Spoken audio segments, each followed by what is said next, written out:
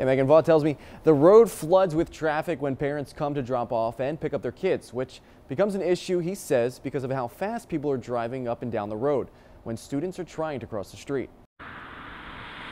People don't think to stop. Accident waiting to happen. If I was an inch closer, I would have gotten hit.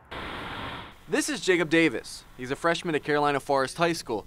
He lives right across the street and walks back and forth to school each day, but tells me the walk takes longer than you'd think. It normally takes me a good 3 minutes before I can actually get a time to cross.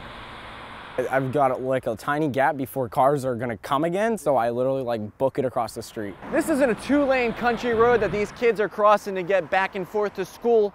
It's 4 lanes of traffic, and I'm told when parents are coming to pick up or drop off their kids, it can get pretty busy. Davis tells me he's had a few close calls with cars, and he would take any relief from the traffic, like a light, a crosswalk, or a police officer. After the football games, they normally have a cop sitting out here directing traffic, which is great. I mean, if you can do that after a football game, why can't you do it at the beginning of school and at the end of school? Well, the answer is pretty simple. We can't afford to put a policeman at every high school.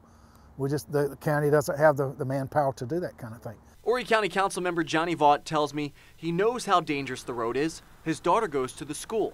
He tells me what they have been able to afford is this speed monitor and have officers occasionally come out to monitor traffic. Officers issued a few tickets, which Vaught tells me slowed down the drivers, but it's only a temporary fix. We can put somebody out there directing traffic or writing tickets or whatever, but they go away for 2 or 3 months and people forget about it.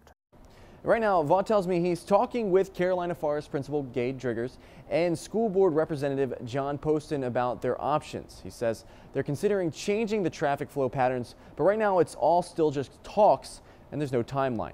Live here in the newsroom, I'm AJ Janavel for News 13.